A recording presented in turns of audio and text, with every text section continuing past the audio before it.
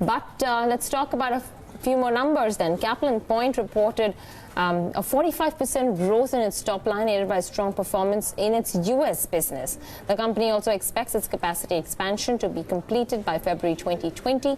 Let's discuss the quarter gone by with the COO at the company, who's joining in right now. Vivek, thanks very much for taking out the time. Put the quarter gone by into perspective for us. What worked? I believe the U.S. business did pretty strongly this quarter. Is that likely to continue and aid the performance going forward as well? Sure. So it's a pleasant growth for us. As you know, U.S. business has contributed only about 2.5% to 3% for us in the last year. We fully expect that to go up significantly in the next few quarters as well. Okay. Could you give us a growth trajectory, though, in the second half? What's expected? Where is the bulk of the growth expected to come in from? How would you do in terms of margins? Yeah, so the margins are likely to stay on. We'll strive to make the margins a little better. As you would have seen, we've taken on a few initiatives in this year, post the funding from Fidelity, that we've gotten into areas such as backward integration into API and also clinical research.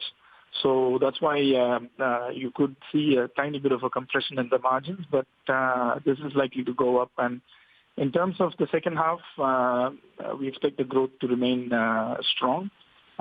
We expect something around 35 to 40% by the end of this year.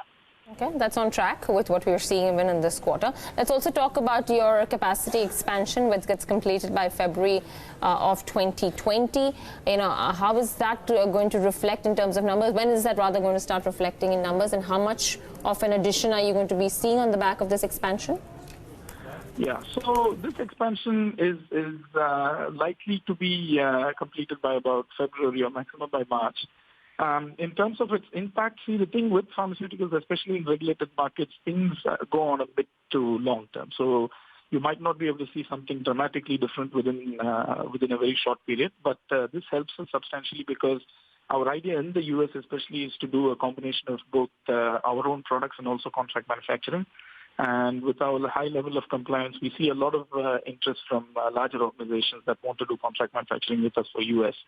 So definitely mid to long term, I think you'll see a good positive impact on the capacity expansion.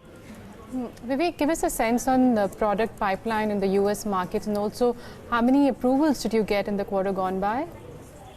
So we've filed 12 ANDAs so far from our facility. We've got 5 approvals. Out of the 5, 4 have been launched already, and the last product is expected to be launched in the coming months. We have a strong pipeline. We have a very decent mix of both complex and simple molecules, and we are also getting into API, most of which will be for captive consumption, which helps us quite a lot with ensuring continuity of supply, which is quite important in the U.S. now. We are likely to file about 10 ANDAs before end of calendar year 2020.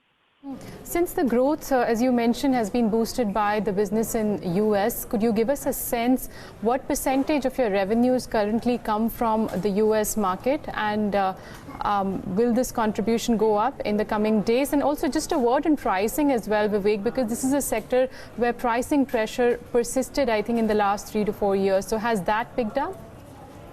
So 2 things here. The good part of our business, I would say, is that most of the growth that you see is still from the emerging markets. U.S. contributes to around 8 to 9% of our business only right now. So from the growth that you're seeing, you can imagine that most of the growth is still dominated by our Latin American business. In terms of U.S. and what space it will occupy, I fully expect it over the next 2 to 3 years to occupy a much more significant percentage of our revenues. And in terms of pricing, to be honest, we're in the sterile injectable and ophthalmic category, right? So this is an area of high criticality, big entry barriers. So we haven't really seen a massive price erosion like how oral solid dosages have been affected. With the criticalities and with the limited capacity around India and around the globe, I don't foresee the same amount of price erosion that happens in tablets or capsules, just as it is in injections.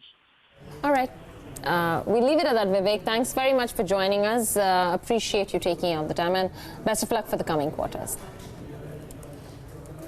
That was the management at Caplin Point. The stock's up about 8.5%. Good set of numbers. Well, talking about the markets then, ASK Group's Bharat